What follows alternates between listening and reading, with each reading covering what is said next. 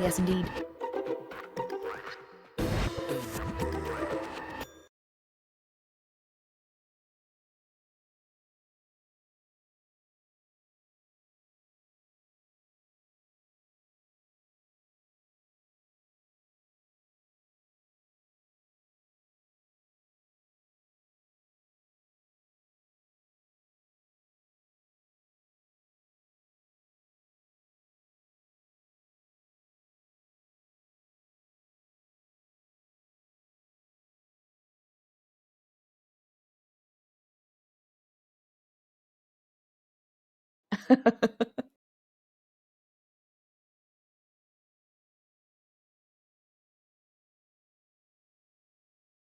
So Oh, everything's that all would do it. fucked up. There we go. Mhm. Thanks, Windows 11. It Shit. reset all my settings. But anyway, as I was saying, this is another episode of Extra Credit Book Club Podcast. Hello. And we're back with Killing Floor. Almost finished with it. Mm-hmm. And the plot's really heating up. Thank God. Not that It's it was boring, but it's just nice to see things happening yeah, outside of long conversations. but it's also important to note that it feels like the last batch that we did is a million years ago. Yeah. I couldn't tell you where we left off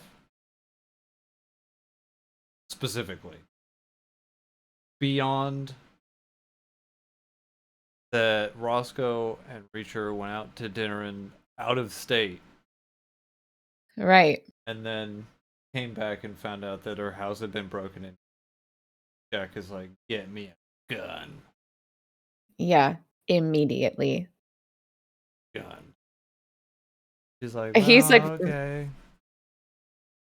he's really on her about this. Like anytime they're having a conversation over the next 12 hours, he's like, "So about that Yeah, let gun me get that that you gun. promised me." But I think where we left off last time was Jack at the barber shop again, doing his little spa day routine, and he found out from the guy who owns the barber shop that they don't need customers because the Kleiner Foundation pays every business in Margrave an $1,000 a week. immaculately kept town. Yeah, $1,000 a week. Yeah, which is outrageous. Yeah, that's a lot of money. Pretty good. And I don't, because that's where it ended, with Reacher essentially going like, okay, old man, we'll see ya. Mhm. I don't know where chapter 17 starts.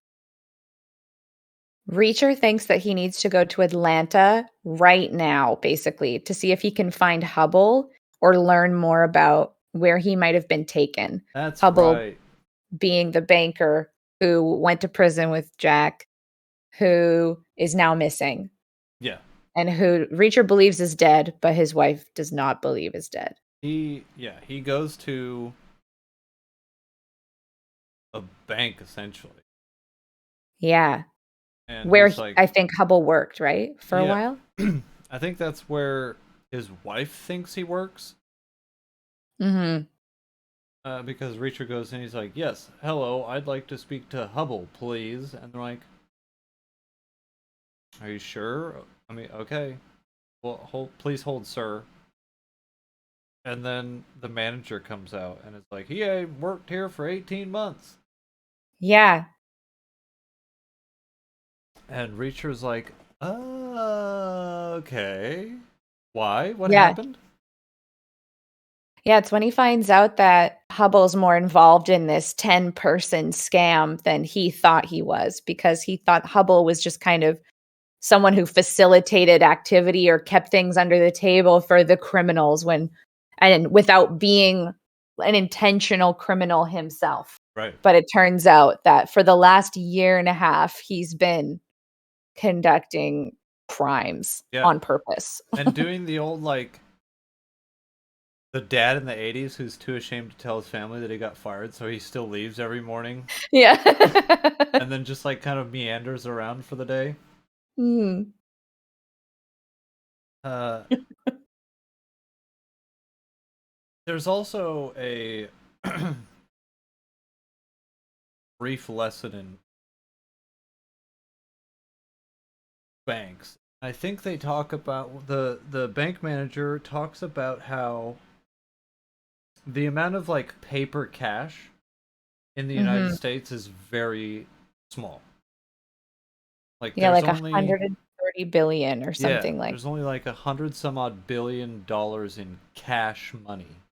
which is still, to be fair, a fuck ton of money. How many people are in the United States? Like 300 million in 1997. A lot. And Mhm. several $1 billion spread over 300 million. It's not as much as you think it is. True. But most of the wealth is like in other stuff offshore. In Yeah, in it's like more than double that is held offshore or just held like cash stuffed under mattresses in Berlin, yeah, shit like that. and after that conversation, Reacher's essentially like, "All right, sick. I gotta go. Bye." And then Mhm. he goes home. Well, he stops at the police station first to hound Roscoe about his fucking gun again. Yeah. And she gives him. Does she give it to him yet? Um, Yes. yeah. Because he turns up at the police station and he's like, "Hey everybody, what's going on? What happened since I've been away?" They're like, "Well, we were looking into the truck driver guy, Sherman Staller, Herman Stoller. the We're first dead body they found. Yeah, we were looking into him, and apparently he got lifted for speeding in Florida, and Yeah. within like less than an hour, a big ass law firm pulled him out." Yeah. And they're like, "Weird, but you know, nothing too suspicious." And I'm like, "Come on, you guys." Yeah, there's a lot of instances that we see in these chapters specifically of like things we find out that were stories that had just been blindly accepted by everybody in the town. Mm-hmm. And they were like, yeah, that all tracks. Like, there's no reason to investigate this further. Yeah, Like, a lot of like Stoller getting out of there in an hour.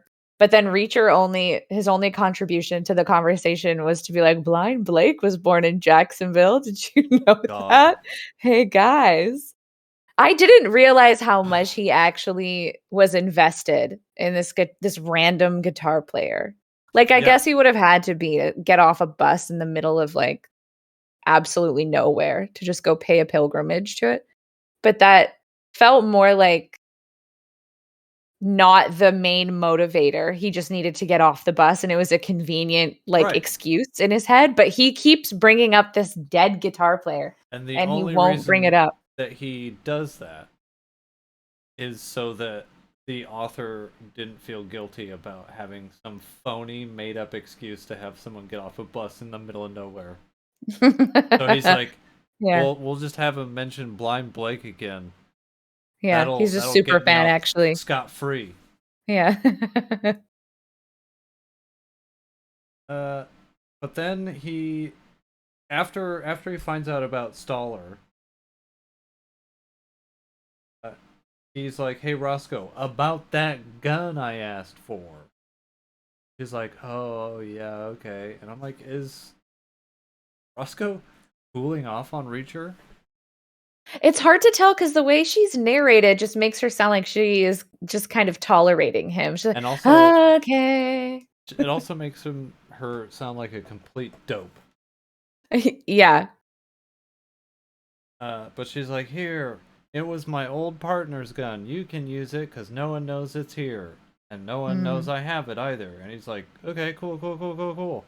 So he puts this like, those boxes that they put files in, mhm, those like cardboard. They've got the little green box on the side.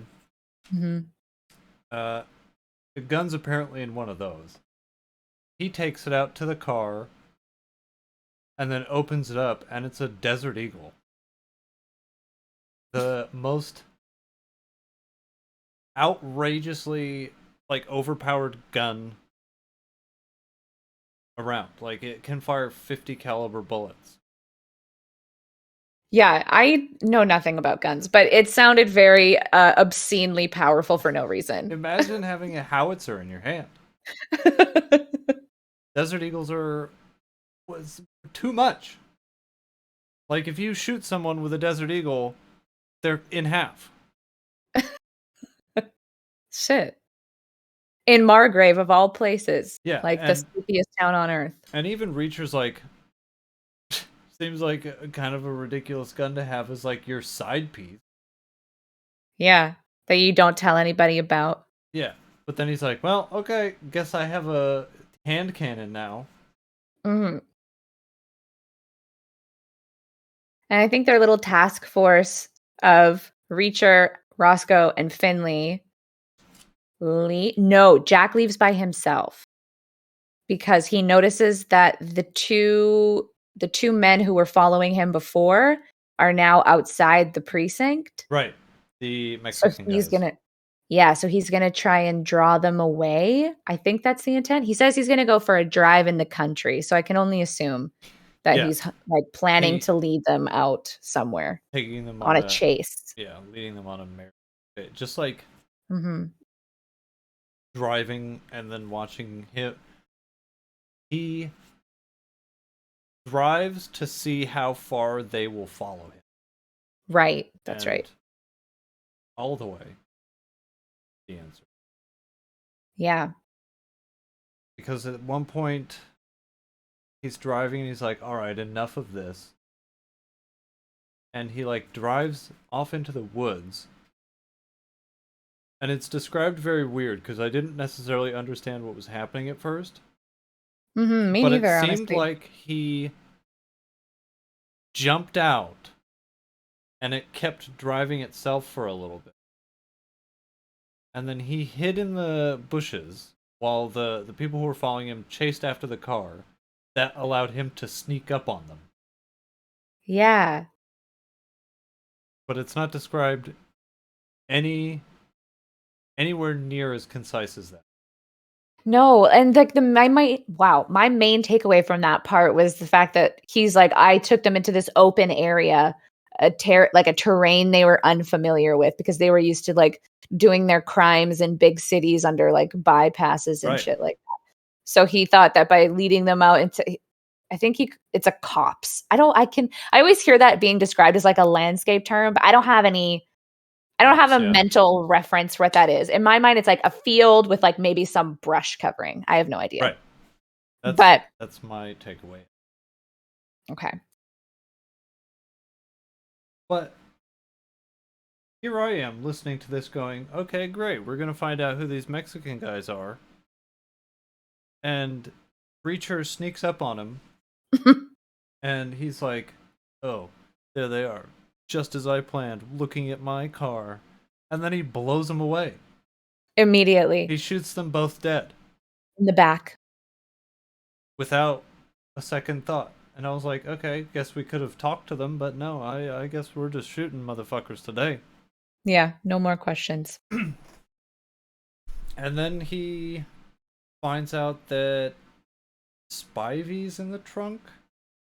Yeah, with his legs broken and like put up around the sides so that he could fit into the Yeah, trunk properly. because fucking Fatso couldn't fit. Yeah. And he's completely unfazed. He's like, "Oh, I guess that's where Spivey has been this whole time." Since he like ran away cackling into a dust storm the last time we saw him. Yeah. And also these Mexican dudes were just driving around town with a corpse in their trunk doing other chores. Yeah, for how long? As long as he's been dead, presumably. That's pretty gross. Can't imagine he's also, and Breachers stole their money. Oh, of course. He opened their wallets and like barely looked at their Salute. ID. Yeah. He made it seem like he was gonna check out who these guys were, but he just kind of like looks at it for half a second and goes, "Ooh, cash! I'll take that." Yeah. It's all he needs to know. And then he goes back to the police station or Roscoe's house or somewhere else. I don't remember. He takes their car with Spivey's body in it Right. and takes it back to I think he's, like, on the phone with Roscoe at the time, or they already have a plan once he gets back. Like, she knows what's happened, and they Well, have a plan to go to Atlanta and leave it at the airport there Oh at the yeah. long-term parking lot. It's He's the like, best you know, place if to you hide a ever car. want to get rid of a body, yeah, or hide a car, long-term parking lots at the airport. So he drives to Atlanta, leaves the car with Spivey's body in the trunk in just a random stall at the long-term parking lot. And then he takes the hotel shuttle, and he and Roscoe are now holed up in a hotel in Atlanta waiting for information about Sherman Stoller because they That's know he lived in Atlanta. And I think they're also simultaneously waiting for information about the car that they think was Joe's that they found earlier, like burnt, and it was like down a bank or something like that. So they're trying to get information to see where this car is coming from or what the plate or make of this car was. I believe And it was they wanted to get information on who, if it was Joe's, and where he got it from, and if it could lead them anywhere. Like if they had the car right, information, they could get a lot more information from that. right, assuming it was a rental Yeah, and where he got it from and figure out like where he was staying as a result of that, I think. something like that. But basically, they rendezvous in Atlanta, and then he and Roscoe go to the address that they have for Stoller, and it's his parents' place. Yeah. And Jack is just so like socially awkward. He's just like, I'm not gonna tell them their son's dead. Like, I'm just gonna wait for Roscoe to like step in and tell Yeah. them that their kid said. He's like, this is not my area. Yeah. And they find out that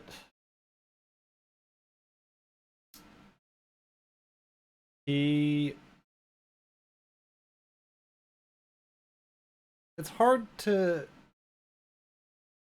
like. It's difficult to remember because I remember thinking that the information they got was more or less useless to the grand scheme.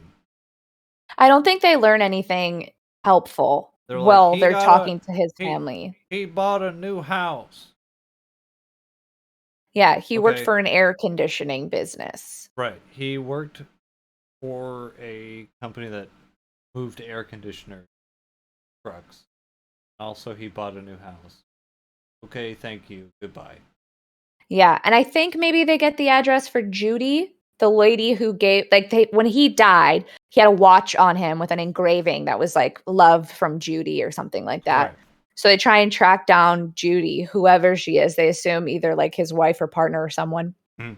And they find like his house that he bought. And Judy comes in and she's so nonplussed. She's just like, oh, you guys are here, Is he okay. dead? Yeah. Good. Also, he was a criminal and I know it. Because apparently he was just like making bank. And she's like, there's no fucking way anybody who works in air conditioning transport is making enough to live in this fucking gated community with Yeah. doctors and like plastic surgeons. And is this where they look at like a photo album? Like this woman is showing pictures Yeah, of yeah, yeah. of Stoller. And she's like, "Yeah, see?" And she shows him like a picture of him Yeah, she's working just for this. randomly like, "Do you wanna see a picture of him?" And they're like, Okay. I mean, I guess. Sure." Yeah, and it happens to be one of him like standing in front of his air conditioning moving truck, Yeah. and Roscoe does a who is that in the background? And it turns out that it's Hubble. Yeah. What a convenient thing to happen. She Yeah. just decides, like, "Do you wanna see a picture of him?" Here, I'll show you the For no most reason important picture. that's ever been taken. It is weird. So then Reacher's like, hmm, this must be what Hubble's been up to for the last 18 months. Mhm. And chapter 19 is the only chapter in this whole batch that we read this past 2 weeks where nothing happens. It is just them talking about what is going to happen and what they're waiting for. And Roscoe doing hotel room yoga. Ah, I forgot. And Jack's like, has anyone ever told Oh you my that you've god. got the most wonderful ass in the entire world? And she's like, oh my God, Jack, stop. It's so cringe. Their whole romance is so cringe. He like wakes up and he's like, "Well, I better get started with my day." And then he sees Roscoe doing her pantsless morning yoga, and he's Yeah. like almost full-blown cartoon wolf eyes, like, "Boo!" Mm. And it's like, come on, man, you're a grown-ass dude. Like, you Yeah. are a grown man. The way he is obsessed with her is like jarring. It's very childish. It is. And it's like anytime they talk about her laughing, he's like, her giggle drove me crazy. I'm like, stop. Ah! Stop Stop it it! now. God, fucking No, grow they're up. like, yeah, they're just having their like little cringe hotel room romance during this chapter Yeah. While and waiting for They're just waiting phone for calls. yeah, they're waiting for the call about Joe's rental car. They're also Mhm. waiting on a call from Joe's fiance Oh about yeah, Molly about more about information about something. his computer files Right. that were so expertly protected with an unhackable password. Right. Right. God, 472. Yeah. But like granted it's not a very long chapter, but my only note for all of chapter 19 is Roscoe and Reacher retrieve Joe's shit. Yeah, I think the one important like nugget of information we get in this chapter is Roscoe telling Reacher a little bit more about Gray, who was the chief of detectives who died, who hung himself before Yeah. Finley stepped in. And we Who basically find out he was like the Desert Eagle was sober. also his. Yeah, that's right. But she's like, we were close. We were quietly close. We just had like kind of like mutual respect for one another. He was really like whip smart, a teetotaler, which is a word I rarely hear, and I always forget what it means I until they hear it all the describe it. time, oddly. Really? Yeah. And for a long time I didn't know what it meant. So I'm just like, okay, you're saying this word to me, but what do it mean? I know. He just Also, doesn't drink. the word teetotaler for someone who does not drink alcohol is absurd. Yeah. Why? Who thought of it? Doesn't matter. It's neither here Basically, nor I there. think they go to Joe's hotel room because they get the call from Picard, Mhm. and he's like, "Yeah, Joe is staying at this place because this is where the rental car that was made in his name, it was sent directly to the hotel. Isn't that convenient?" And me, the reader, said, "Yes, it is." And it's 1 mile away from where you are right now. Right. So they go to this hotel and they're like, "We need to see uh room such and such." And then they get there and it's like completely clean. And this is when I was like, why didn't the fucking hotel manager be like, "Oh, we literally just cleaned that room out. There's not going to be anything in there. Here, Yeah. let me take you to where the stuff is." Yeah. Instead of Like, going let me all connect the you to way up housekeeping. there and then being like, "Why is this room clean?" He's like, "Oh, we just cleaned it this morning." And they're like, "Okay, can Thanks. we see the shit you took?" And he's like, "Yeah, it's in the basement." Oh, you mean you didn't wanna just see the room? "Okay, where's the basement?" "Oh boy, you're gonna want to take the elevator to the first floor, not basement, and then you're gonna want to go down the left hall, and little staircase that'll take you down. And on the just talk to the ladies in the washroom; they'll tell you where it is." And they're just like, "Okay, thanks." Yeah. Super It helpful. was such a weird interaction. And I guess Lee Child wanted to have the reveal of like, oh no, the bedroom's been cleaned. But Mhm. any self-respecting hotel manager would be like, I'm sorry, that room has been cleaned just this morning. Yeah.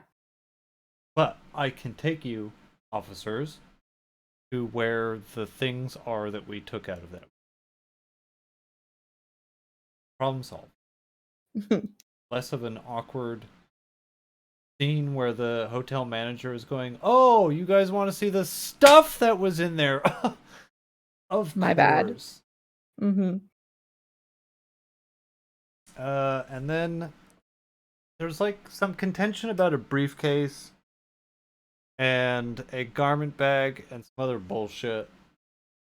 And it turns Yeah, out that someone came and took the briefcase like minutes Joe before they Reacher showed did. up. Yeah. And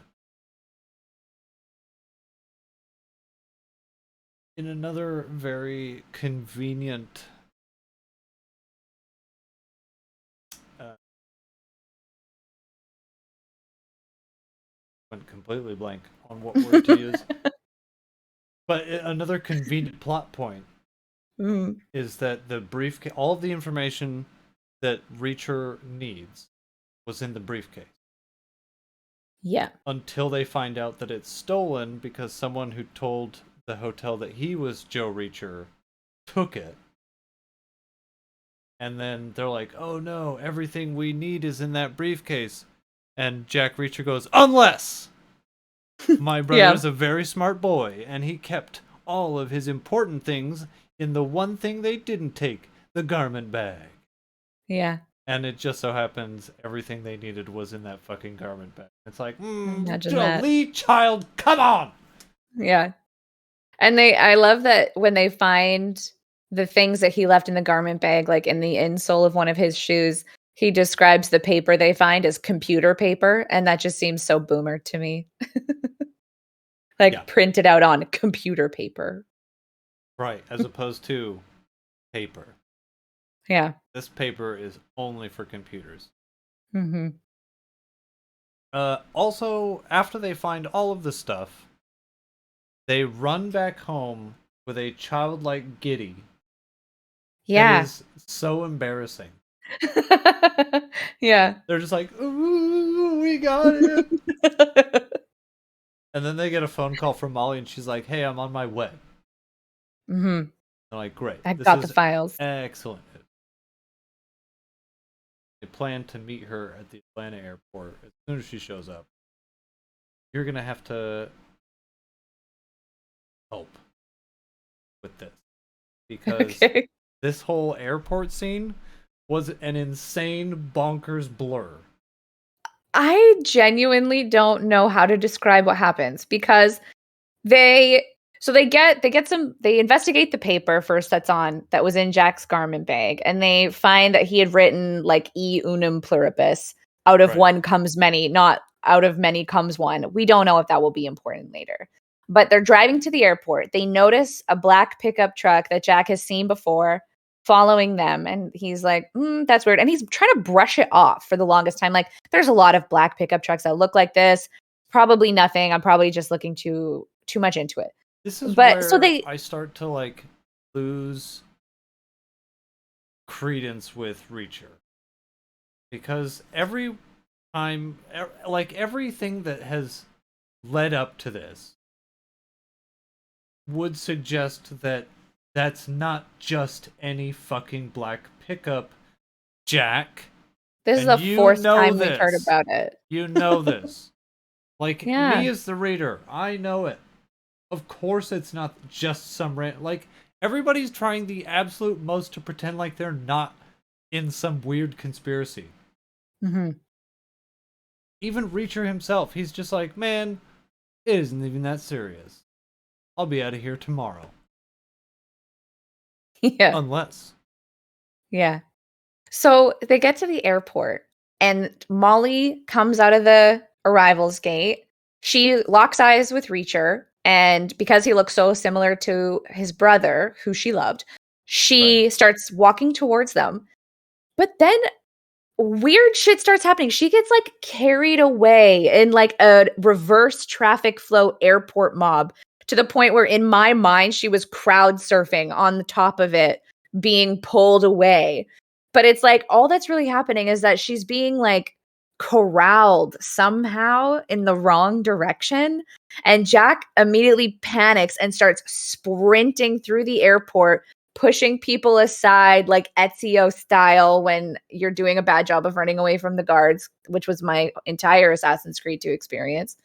And he like there's an incident involving the baggage claim, and there's a briefcase that gets the little handles cut off, and then he goes into the baggage claim, finds something, like there's this whole ordeal about whether or not she needed to check her bag, and like all that I know is that he ends up finding her just stabbed in the back of the airport baggage claim. Do you guys remember the action scene in Die Hard 2 when John McClane is having a shootout in the baggage sorting? Like with all the like conveyor belts and shit? That's literally, I think, what happened. It's like that, but dumb.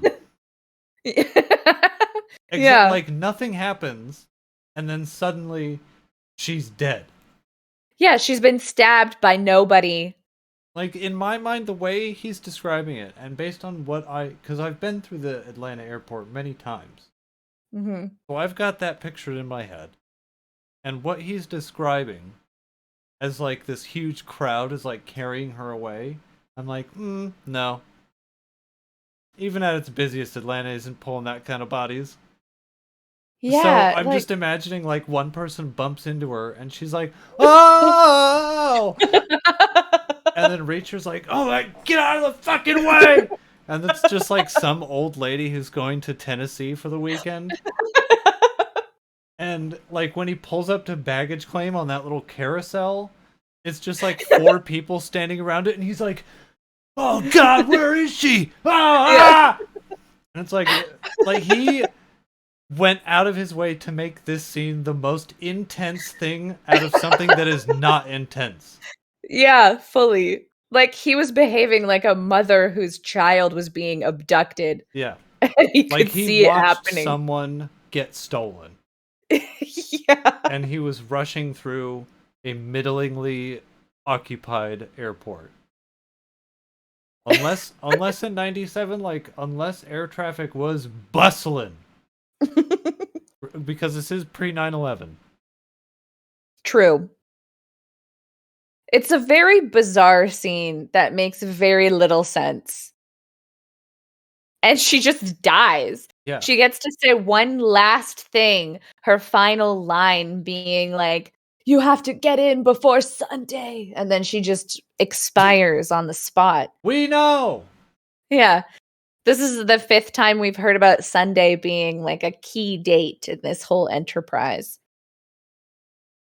But anyways, the files she was carrying from Joe's computer, his unhackable computer, they're gone. They're gone. So Jack can't find what's in them. Right. Also, and then I'd just like to put it into perspective what I was going through while listening to that insane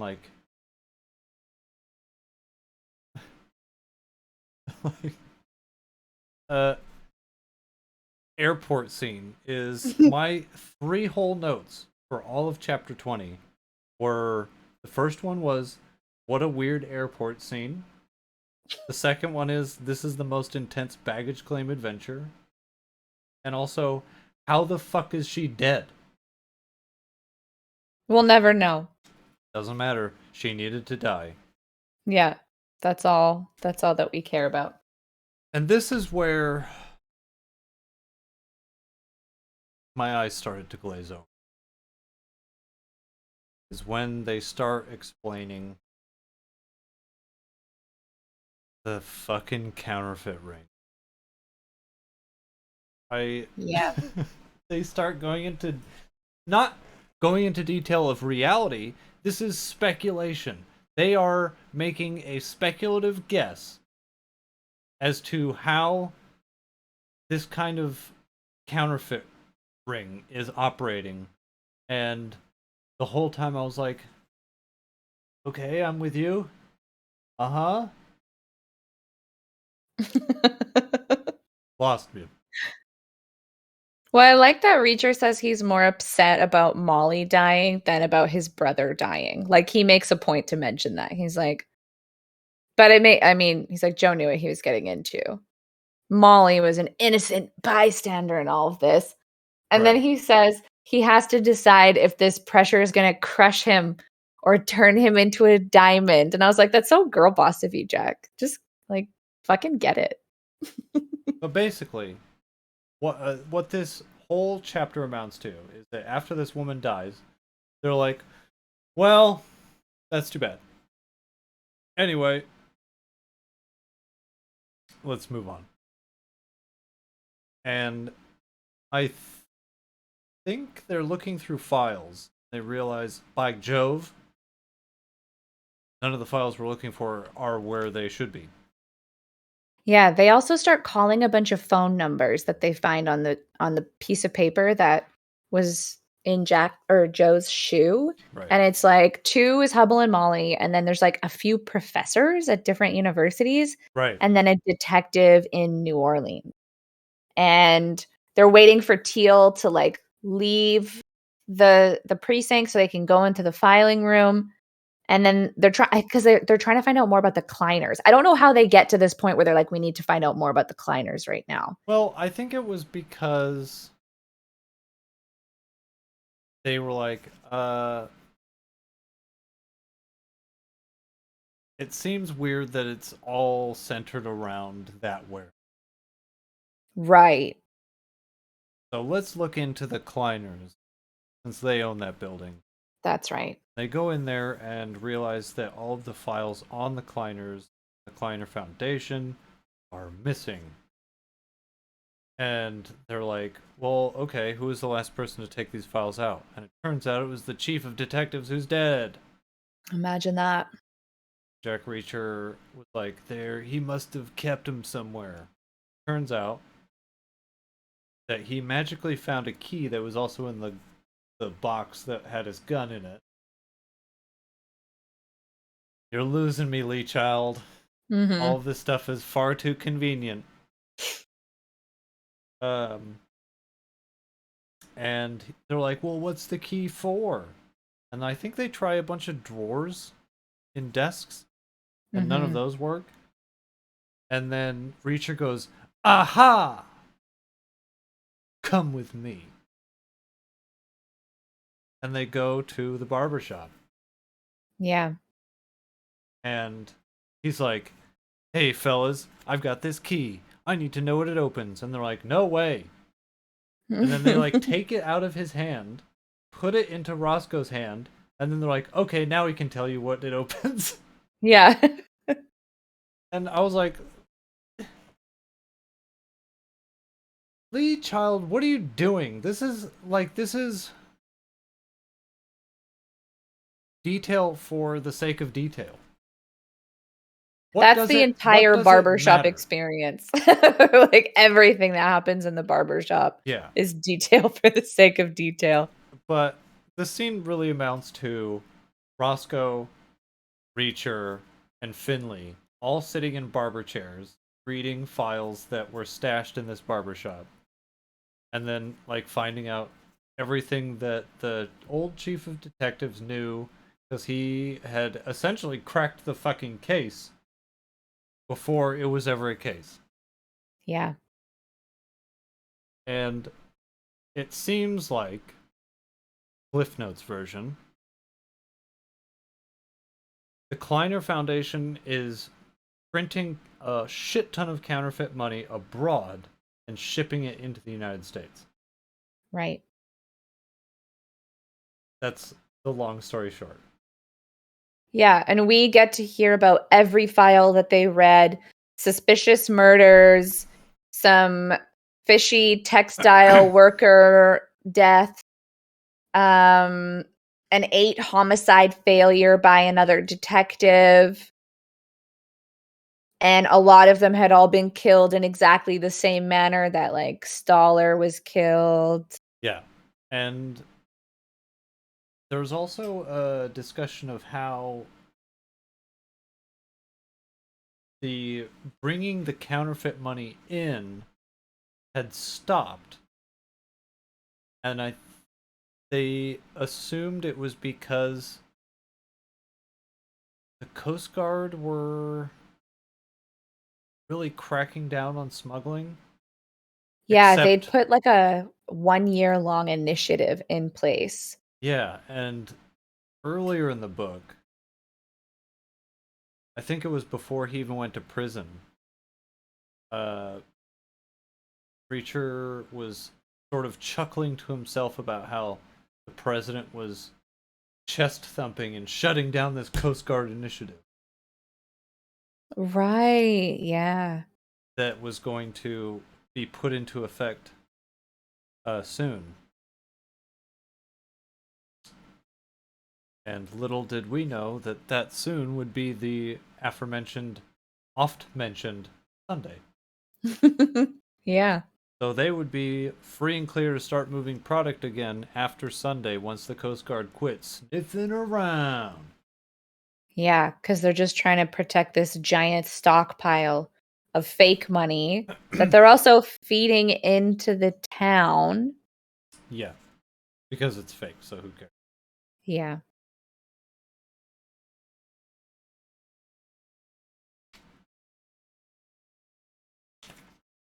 And then they just keep talking about it.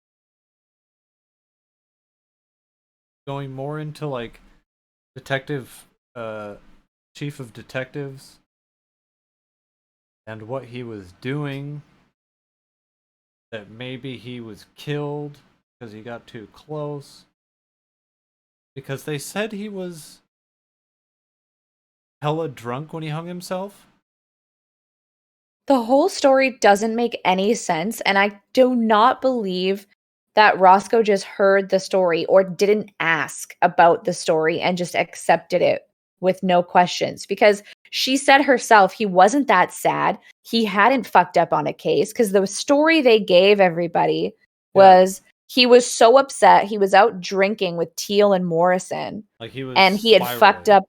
Yeah, he'd like badly fucked up a case and he was wasted and then he hung himself in his garage. And there's Right. no fucking way that Roscoe should have taken that at face Yeah, value. because she knew he was super thorough. He knew he was a teetotaler, and he knew he wouldn't hang out with fucking Morrison and like the two villains. It's the least likely story they could have ever given to how he died. And Right. everyone was just like, well, that's too bad, I It's guess. like someone saying, "Oh, he was walking down the street and fell into a pothole that had a lot of guns in it. All of them shot him at once." And then they hung him. Yeah, those guns hung him. Pothole. Very sad. Very. Yeah.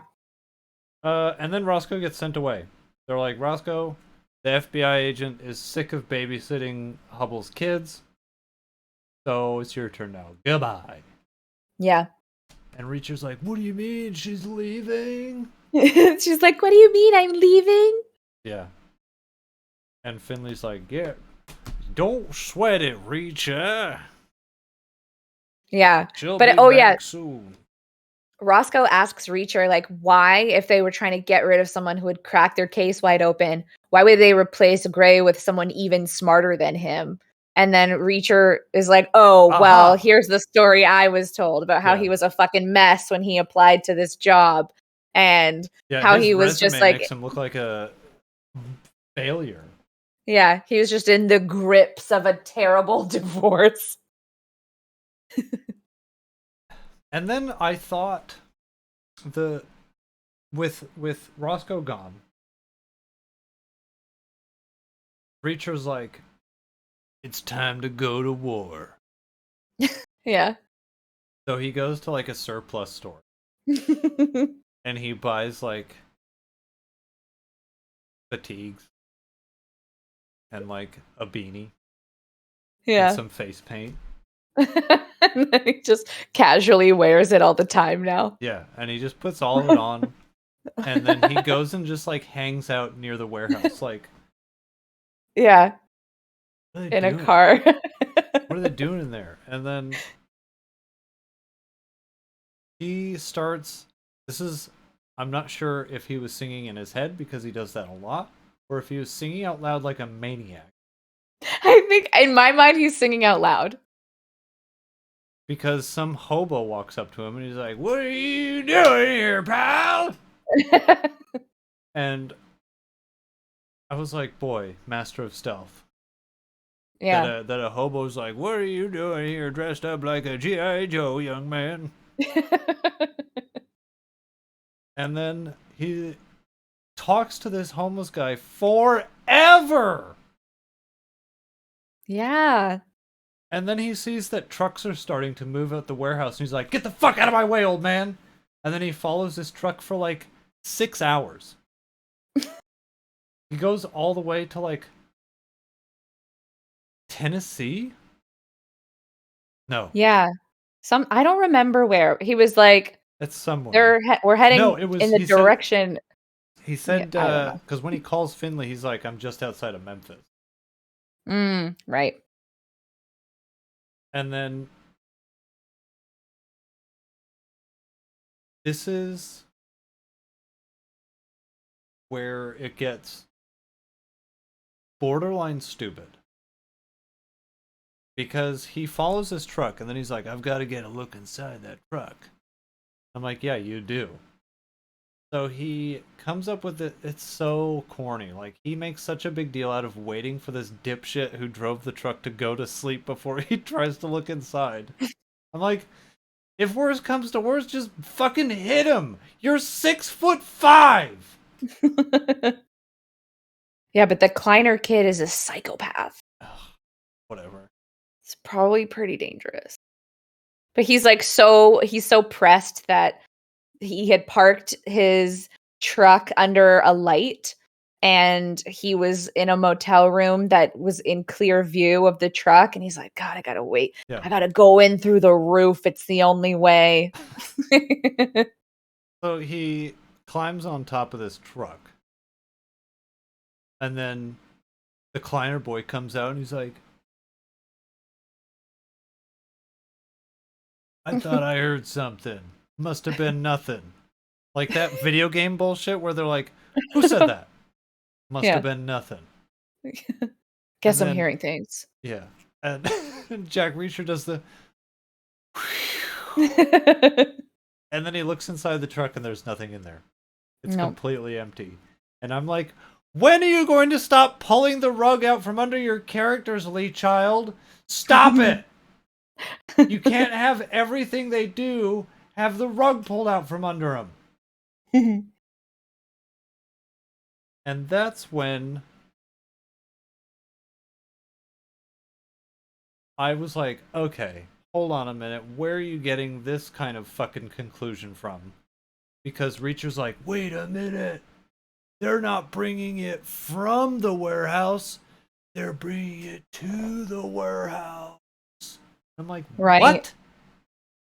Where is this assumption coming from? First of all, everything that you've said tells me that can't be true. If they're bringing counterfeit money into the country, it has to go to one place before it goes to many places. It Mhm. doesn't stop at the dock, go to many places, and then the actual real money comes back to one place. That's dumb, bonkers bullshit. You can't, that's not how it works. But then they're like, maybe it's not money that they're stockpiling at the warehouse. Maybe it's Right. something else that fits inside an air conditioner box. Look, man, all I'm saying is we've got probably 13-ish chapters left. I think only 10. Okay. 'Cause the chapters for the last batch are long. Like, there's a couple, like, 40-minute ones in there. So they better start explaining themselves fucking real quick Mhm. or else. But I love when Reacher gets back to Margrave, he goes to meet Finley and Teal's in the office with him and Jack's still in like all of his fatigues with his face paint shit and Yeah. Teal's like he like starts making fun of his outfit and Jack's like, "Well, you're fucking one to talk." And he like gestures at this like suit and like pimp cane that this 70-year-old Yeah. man's got. And Teal's like, "I could have you arrested for that kind of talk." And Jack's like, "I could tear your head off and stick it Yeah. up your ass." It's like, okay, cool. Got him. Yeah. Elder abuse. And Teal just like He's shuffles like, on out. oh, rascal, I'm. It's so weird. And then they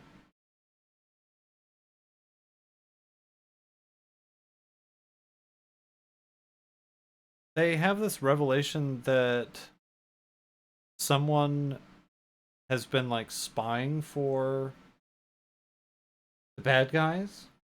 Yeah, because some of the people on the phone list start dying. Right. Like one of the professors was killed. Oh, that's right. Yeah, yeah, And yeah, yeah, then yeah. Jack calls another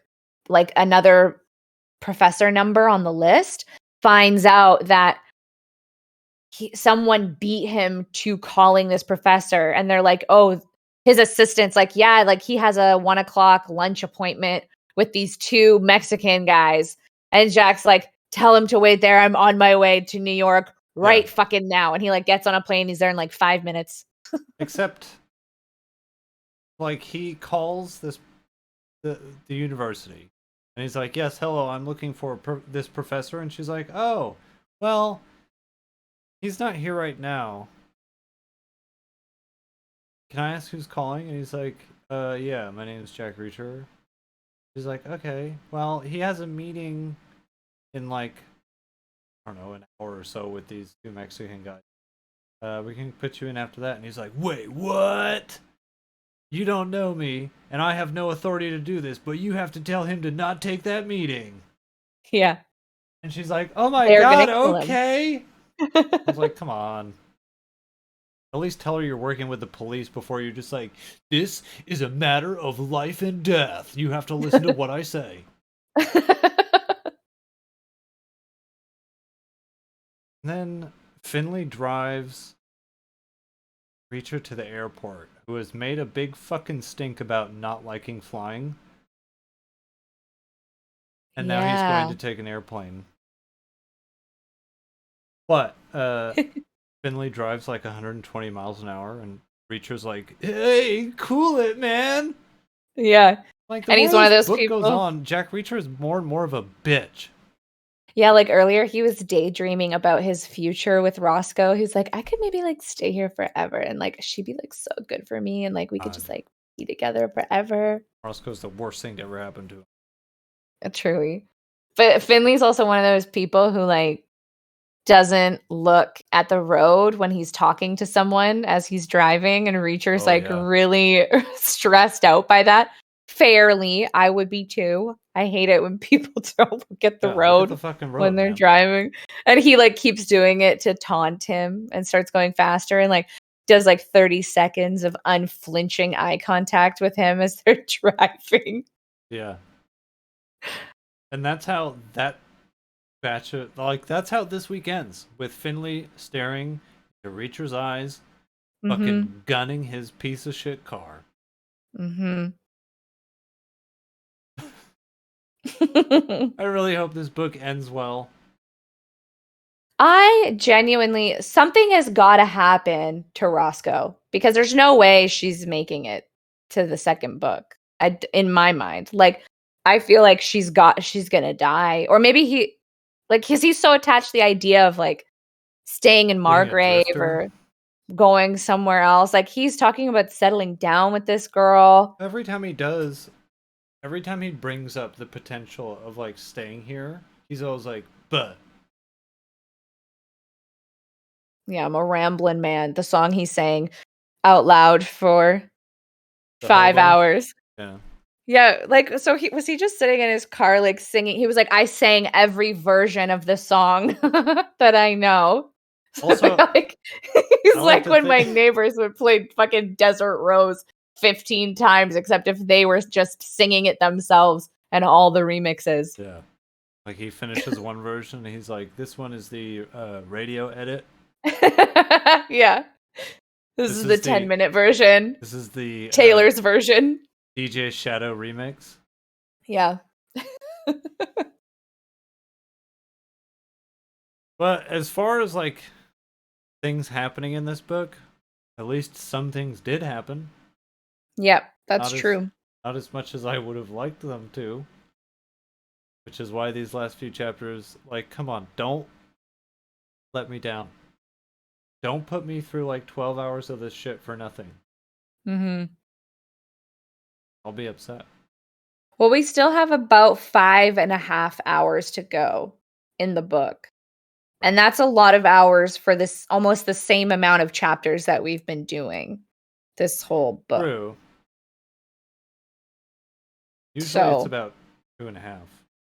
mhm. But a lot of chapters are like double the length of what most of the other chapters are. So who knows? Anything can happen. Could be some wild, action-packed last few chapters. Sunday might be like 3 chapters long. It's going to be like an episode of 24. Hour an episode. Well, I mean, that's all we've got, guys. Next week we finish this book, and then the week after that, we do a book with Full Tour. I Guys, think there's Oh, guys, is that right? yeah, on the 23rd or 24th. Oh, Depends on which day yeah. he's free, because I know he usually takes Wednesdays off. Okay. Wow. The end of February is gonna come so quickly. It's only like 4 days in February. Yeah, true. But that's it, boys and girls. We'll see you 2 weeks from now. Yes, Well, in indeed. reality, we'll see you tomorrow for Star Wars. Mhm. Okay, bye everybody.